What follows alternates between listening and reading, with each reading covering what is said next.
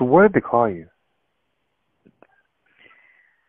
Well, in my youth, from the neighborhood, they used to call me Eddie Boy because I had a youthful appearance. What are you incarcerated for, sir? How long is your sentence? I was incarcerated for premeditated murder, robbery murder, and my sentence is life without possibility of parole. Where are you from right here on the streets? I'm from the Los Angeles area, Glendale, California, around there. Do you or did you at any time in your life belong to any type of gangs, groups, organizations, or anything like that, sir?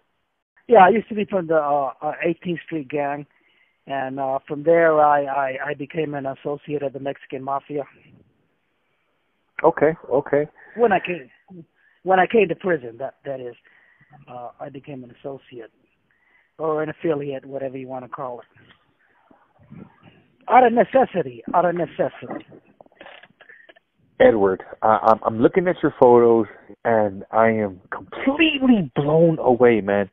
I'm almost shocked. I'm looking at this picture of you and you're a young man, a young fellow, and then I see this other photo of you, and you're not so young no more.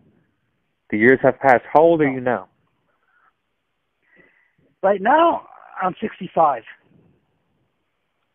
65 years old. How old were you when you first hit prison? 19. So 46 years.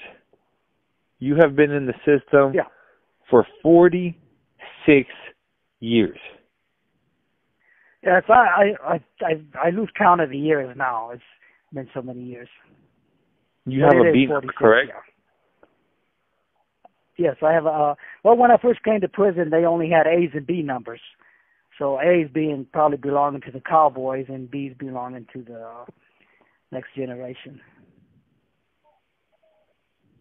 Are there more people like you, Edward? Are there more people that are in there that have been inside of prison for over 35 years, 40? You yourself been in there for 46. Are there other people like you? Well, most of them are crippled with illness.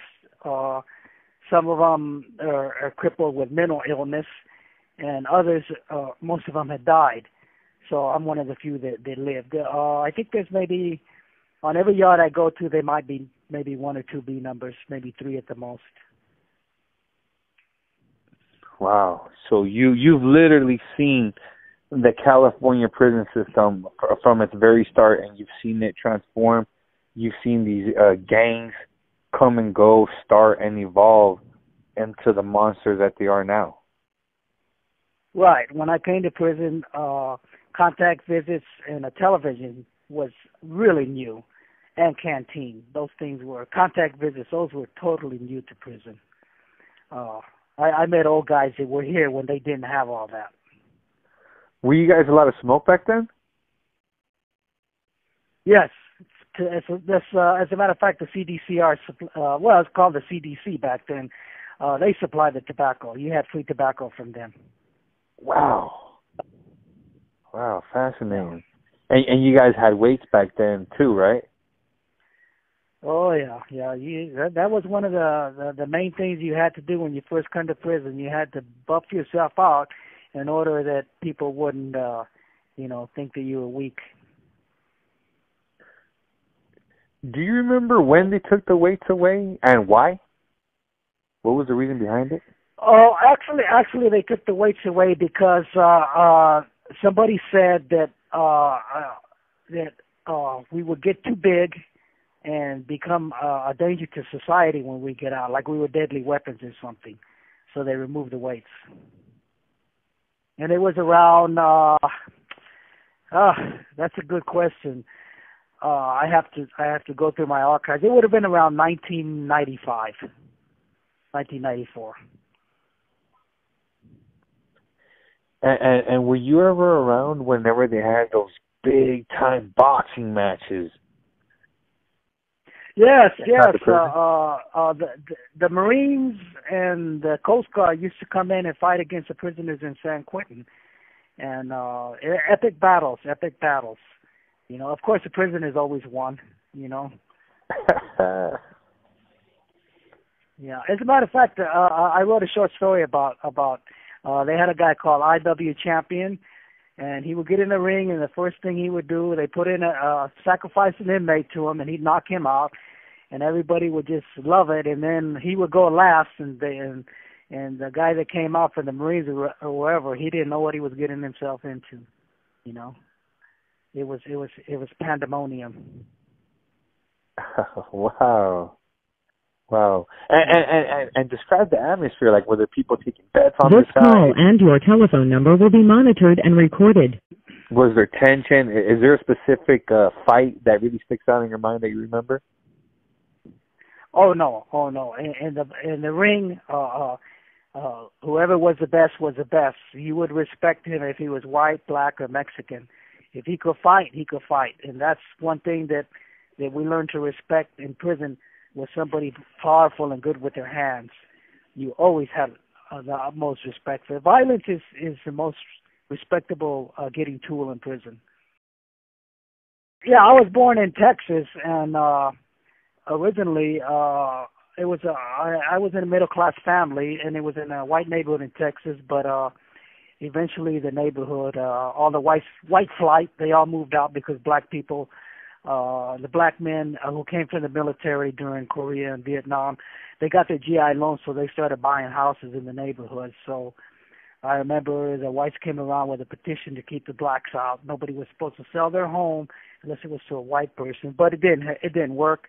And so then I eventually grew up with blacks in Texas, and I actually thought I was black for a minute. And then we moved to Arizona when my parents got divorced. We hit abject poverty, total hunger, almost starvation.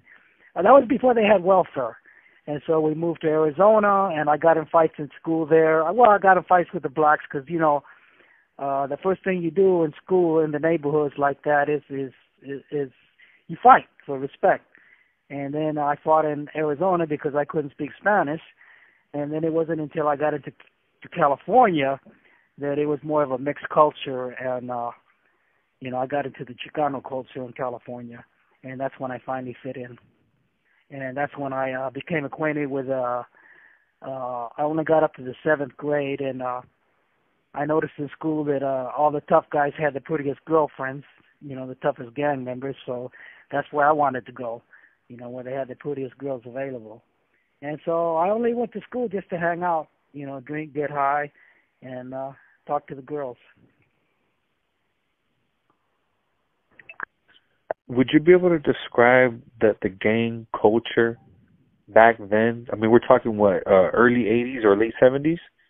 What was it like? And are there actually murders taking place? It was more of a community. It was a community. You belonged to the community, and everybody grew up together, and eventually everybody grew out of it. You know, everybody was expected. We were gang members, but at the same time, we all had the hope that one day we would, you know, get a good job, get married, and we would no longer be involved in that kind of thing. You know, and so that's pretty much what it was. It was, you know, it wasn't so violent. You know, drive-bys were very rare, and it was mostly just if a rival gang showed up to your neighborhood, you would pick out your two best fighters, and they would fight against each other, and then each person would go their own way. That's usually the way things were settled. And as you know, that there are certain schools that are controlled by certain street gangs. So basically, that's what it was all about right there. But yeah, it's neighborhood based. People grew up and they known each other since childhood. So it really wasn't so much of a like people make it out to be what a street gang is. A street gang is not what people think it is. Most people grow out of a street gang. There's been research done on that, scientific research, and they go back 20 years later into the neighborhood and find out that most of them have jobs and are married, you know, like you. Yeah, most definitely. A lot of people come from about that way and are now successful, productive members of society, own businesses, own houses, you know, go to college. You have 60 seconds remaining. Yes, that's true. Can you call me back? Yeah, I'll call you back. My mental state was not good because without an education, I was totally unprepared for adulthood. So I was just thrown into adulthood because my mother just she didn't. Once I turned 17, she said that she wanted to go live with her boyfriend, and so I was just left on the streets. And so I went with stayed at different gang members' house and just hung out with them and did whatever I could do to get by. But it was during a recession, so I couldn't find a job or anything. So I turned to robberies to feed myself, and that's basically what I was doing. And I was hungry. I had nowhere to go. I had no hope. Basically, I didn't even care what happened to me. And plus, I was having mental problems because from childhood, I've seen things in childhood that still haunted me. Things my father did and everything. And so I was untrusting of people and of life, and I gave up hope. And just one night, I went into a market high on PCP, and at first I thought I just killed a man for no reason because I didn't get no money. And I ran out into the night. But later on, I realized the people from the governor's office came to see me, and they said, why did you do it? And I said, I don't know, but I had a cellie, and This call and your telephone number will be monitored and recorded. He said, Eddie, I know why you killed that man. I said, why did I kill that man? He says, because he disrespected you. And it was because of the culture that was instilled in me that if you have a gun, people should respect you. If you have power and you could beat them up, they should respect you. And if they did not respect you, you had every right to use your force against him to make him respect you. So it was a criminal way of life and a criminal way of thinking. To me, that was normal. And I grew up where my mother, if the cops were looking for me, my mother would hide me. Most of the mothers in our neighborhood would hide us from the cops. So it wasn't so much that I did anything. There was no concept of right or wrong. It was a concept of not getting caught. But it had just got to the point where I was mentally exhausted. I had nothing left. No idea of what it was like to be a human being and to have a future. And that's where my life ended. And I actually carry that man. I've carried him for my whole life. That incident right there. I've carried that dead man on my shoulders my whole life. Well, the thing is that most people don't understand. There's no premeditation involved in these things. We do them. I did it in front of witnesses. There were, several witnesses that seen me do it, and it's not a matter of why I did it or how it happened. It was just a matter of trying to get money, and you get to the point where you get used to it. You get used to it, and it just leads up to that point where you end up. Anyway, if you carry a gun, you're going to use it. If you carry a knife, you're going to use it, And so I had a gun and I used it, And I think back, it wasn't until much later in prison, and I met a black guy, and he told me every place in Long Beach where you could get a free meal, there's a place where you could find to sleep, and a shelter and all this. And I'm thinking, wow. I wish I knew that. And maybe this wouldn't have happened.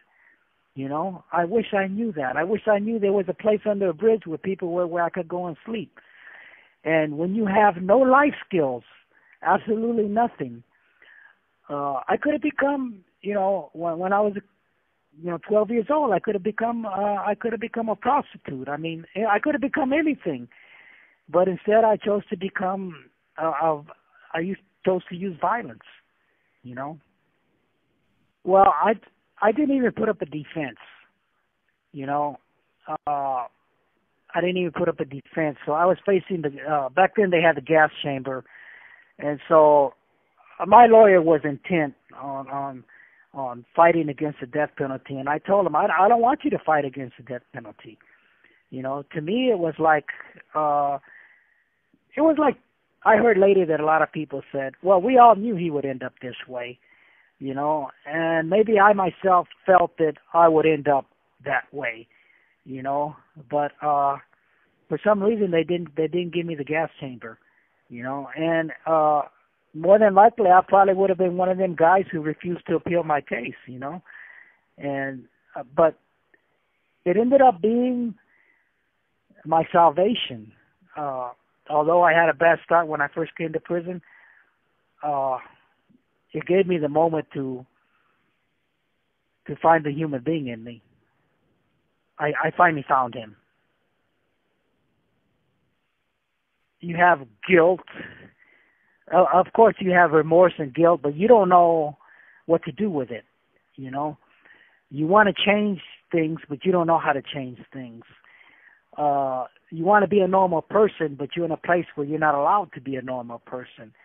There's no way out. There's no escape. So it really becomes a survival of the fittest. So first you have to survive, and then after you've survived, then you really have to. It's almost a miracle. It's almost a miracle that what happened to me, that I salvaged myself. I have no answers for it. It was just a miracle. You know, it was just something in me wanted to live so bad and wanted to be a normal person, something that I didn't know how to be a normal person. I didn't know how to be a human being. And I was just curious. I just wanted that more than anything in the world, to know what it was like to be a normal person.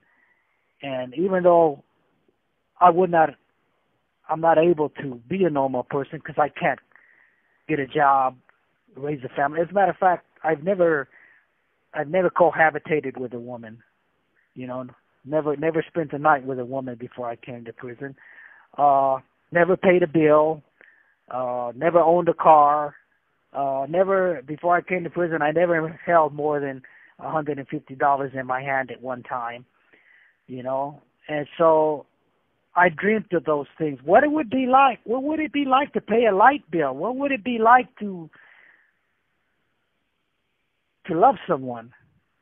And that's what compelled me to survive, to find another day to see if I could get to that.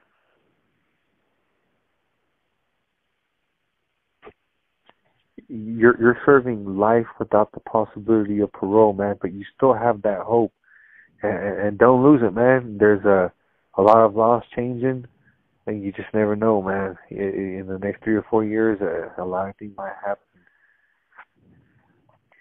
Well, that's what the old timers told me when I first came to prison. They seen that I was wild, and actually, when you first came to prison in the old days, the older convicts would sit down and start schooling you immediately. They start schooling you because they didn't want you disrupting their little organization. Their life was organized, and a lot of them lived in prison. A lot of them, that was their second home, prison, and so they had to school the youngsters so that they didn't do anything crazy. Everything was thought out, you know. Everything was for a purpose, and so they sat me down and schooled me. And the first thing they told me is, "Hey, youngster, something will happen. There'll be a loophole in the law. Somehow you'll get out." You know. Of course, I had no respect for my elders back then, but it's proving to be true.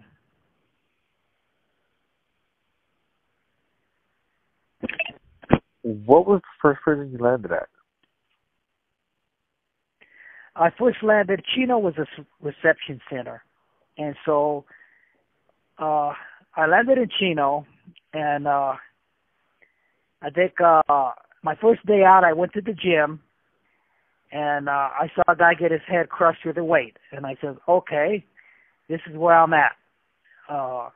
And then about a week later, I seen a guy thrown off the tier. They stabbed him and threw him off the tier. And I said, okay, you know, so I better get ready.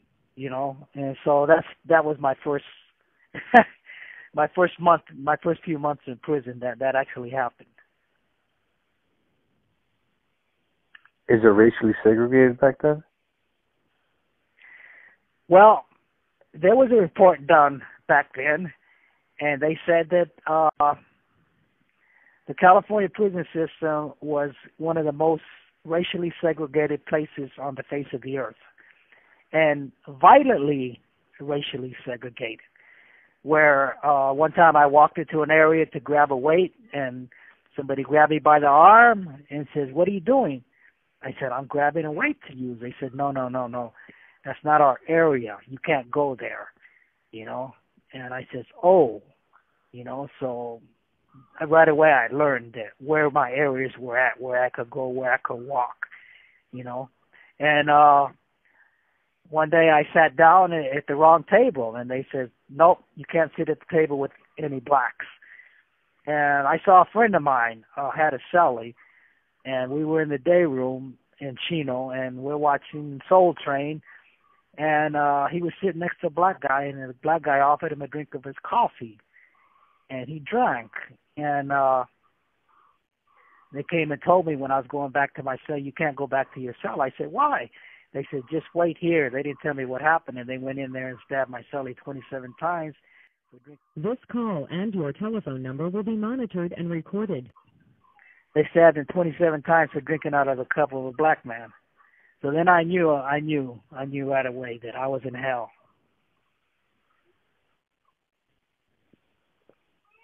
Back then, was there any type of heavy gang presence, like any type of organization that controlled the yards back then? Well, yeah, of course. You had the Nuestro Familia had Tracy Prison, and the Mexican Mafia had San Quentin and Folsom. Yeah, that was it. But You have 60 seconds remaining. they were much smaller back then, the Mexican Mafia. But back then, everybody knew if you wanted to be part of the Mexican Mafia, you had to kill somebody to get in. I think it's quite different now, but back then, that's the way it was. Hey, were you ever around any of these individuals back then? Oh yeah, yes, I know many of them. I ended up with them during the racial wars. We had racial wars going on, which is I'll have to explain that to you when I have more time. You want me to call you back? Yes, please. Okay. Okay, I wanted to tell you that I don't have to change the names to protect the guilty, because everybody that I will talk about has already died, as I told you before. Nobody is really alive, just a few of them. So we had maybe every 10, 15 years, there's a cleansing in prison, and it usually consists of a racial war, and that's how all the young Hispanics are tested, and all the blacks are tested in these wars, and that's how people make their reputation. So there was a personal incident with a guy from 18th Street who had been stabbed in the county jail, and so in 1992, he saw the guy in Folsom who had stabbed him in the county jail and threw him off the tier and crippled him. So him and another guy from 18th Street, they got permission to kill the guy, and they didn't kill him, but it happened to be a black guerrilla family, and that caused in all the prisons a racial war, but mostly in San Quentin and Folsom. And so during that first war they had in Folsom, an inmate member got killed. And so back then, we Mexicans weren't organized. We just did whatever we wanted to do, and if you wanted to join the inmate, you joined the inmate. But we weren't organized into the Sureños or Southerners. So that war right there actually made the inmate, and so what they are today, because they were fighting against a black guerrilla family, and then it came to San Quentin where I was at, and I joined in. I told all the guys from 18th Street, if we don't get involved, the Mexican Mafia is going to come after us, so we have to get involved because one of our members started it. And so the first murder that was done was Güero Caballo from 18th Street. He killed a black guerrilla family in Folsom. So automatically we knew we had to do something. And so when it came to San Quentin, if you read Monster Cody's book, I haven't read it personally, but I know which one you're talking about, and I know who you're referring to. Okay, it's a biography of a Crip. So he wrote a book about those days, and he conceded that the black guerrilla family started losing the war because the street gangs of Los Angeles, the Mexican street gangs, are very organized and very loyal to each other. And so they called, and so the Crips joined in to help them. And so did the Bloods joined in to help the black guerrilla family. But it was overwhelming. They just weren't used to that kind of warfare. And so when I was in San Quentin, the final blow to the war came, the thing that ended the war was that the inmate tricked the Crips into believing that they had made a truce. And the truce was that the war would end with the Crips but would carry on with the Bloods and the black guerrilla family. So they got the leader of the Crips and told him, we'll go around to all the cells and tell everybody that the war is over. But what they did is they ended up killing him on the tier. And then that's when the war ended. We had won. And that pretty much created the Sureños. And after that, every Mexican was owned by the Mexican Mafia. Every Mexican in prison. They wrote the rules and you followed them, and that was it. It was over.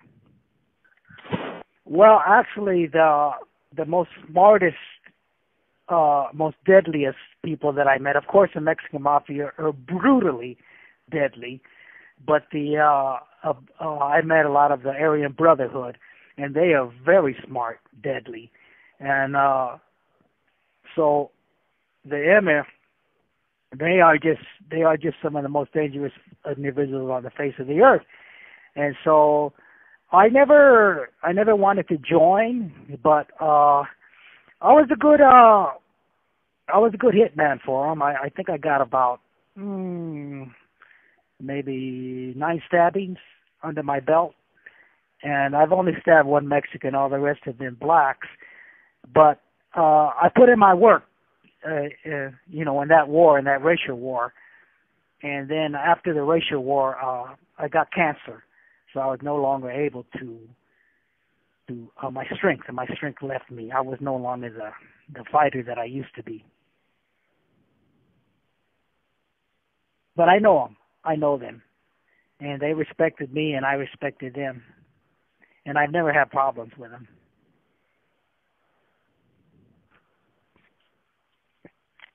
What has been one of the scariest situations that you can recall throughout your time of incarceration? Well, the scariest incident was that I was smart. Every time I did a stabbing assault, right, and I stabbed 2 guys, two Crips, and I went to the hole, and I filed a 602. I filed an appeal and said that, where's your medical report? How can you say I stabbed somebody if there's no medical report? And they said, okay, you're right. There is no medical report of a stabbing, and we cannot find one, although we know you stabbed somebody. So we're going to dismiss the charges, and you can go back out to the yard. And so I went back out to the yard, and this call and your telephone number will be monitored and recorded. And the first thing they did was put a big lock on my door. And so I knew that we were marked, and me and my son were marked, and we were desperate to get knives. And so we went out into the dining hall, and there were, the Mexicans abandoned us, so it was just me and my cellie with about 40, 50 blacks. But my cellie said, let's wait to do something. I said, no, we have to do something now. But before they could do anything to us, we moved right away. And when they checked the chow hall, there were like 50 abandoned knives left in the chow hall. So we would have been dead if we hadn't just taken off right away. And so that was the scariest moment that I had when it's suicide. I mean, even when you do when you were in the hole, it's like I had to stab a friend of mine because he burned the inmate for some drugs, and I said I'll do it. He's my friend, and I don't want anybody else to stab my friend. And so the gunner is like maybe 8 feet away from your head. And so when you're doing a stabbing assault, if it's in a good mood, he'll shoot between your legs. If he's had an argument with his wife, he'll probably shoot you in the head. You know, so I did it, and they shot between my legs. So, but the thing is I came to prison when the gunner used to have a shotgun and a sidearm, and they decided to go to military rifles. And then that's when it became deadly, where you could get a headshot or you could get a leg shot off. And so I went through that. And so that was pretty scary. Have you ever seen someone get sent on a mission and have them become the victim? Oh, yes. Many times. I've seen that all the time. Everybody, you know, when something happens, it's unexpected. And I saw them send a young kid out on a mission, and he tried to stab a rather large black guy, and a large black guy broke his arm, took the knife from him, and stabbed him up pretty bad. You know, so I saw that. You know, and so yeah, you know, it's you know, this is amazing fact about fate. Is you see a guy get stabbed one time and he dies, and you see a guy get stabbed 30 times and thrown off a tier and he lives. So you never know. It's just like I say, one day you go on a mission and you get away and you don't get shot, and then another guy goes on a mission and he gets shot in the head. You know, that's the way it is. Yeah, I never understood that. Like that one infamous individual that I heard of, from what I recall, they called him what, Pincushion? You familiar with that name? Oh, Pincushion? I know Pincushion. I was with him in San Quentin. Pincushion was stabbed numerous times and left in a trash can. And Pincushion came to prison, and he was a very pretty boy. And they used him. As their woman. And but Pincushion had a habit of getting into debt, and he was also a snitch. But the amazing thing is that they stabbed him numerous times, but he always got a pass because he had drugs, you know. So yeah, I met him. A very sad individual. Well, first of all, I want to compliment you, because you have extensive information. If you know Pincushion, it means that you've talked to other individuals and delved deep into the culture of the prison system. Oh yeah, man. I've been interviewing inmates for a few years now, and some of these conversations have gone very deep right here on this platform. However, they've gone even deeper behind the scenes.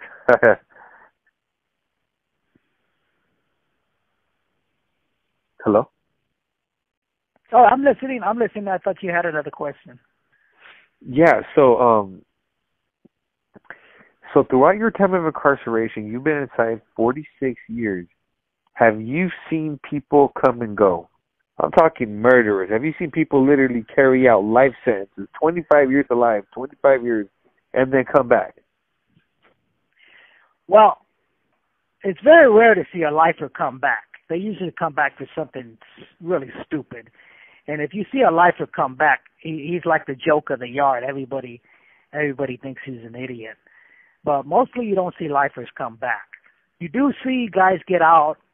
You know, like I told you, I had a homeboy that had I seen him on the bus in the county jail. I said, "Hey, homeboy, what are you in for?" He goes, "Murder, second-degree murder." And he got out, and then I seen him again. I said, "Hey, homeboy, what are you in for?" 2 second-degree murders, and he got out for that.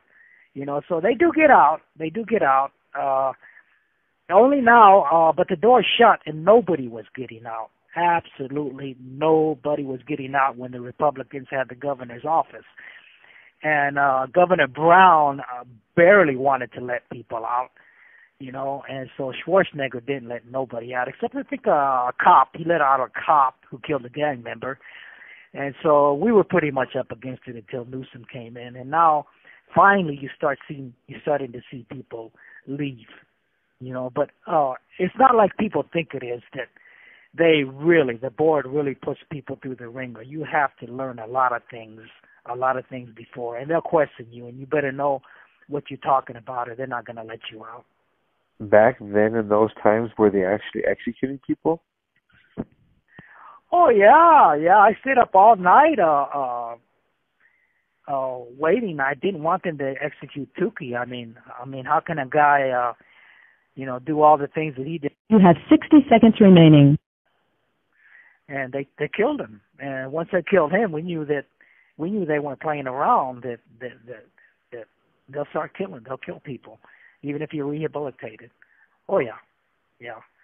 I used to be in the hole next to the guys from San Quentin. In San Quentin, and they had they just started death row, and when there was about 26 on death row in the beginning in San Quentin, and we used to go we used to be next to them. We could talk to them through the fence, and I think there's over 600 now. Yeah, but they haven't executed anybody in quite some time, and I don't think they are in the near future. That is, unless the Republicans do get that governor's office. Right, there's a moratorium on executions right now, but how long that will last, it's no promise. It's not written in stone, it's still on the book.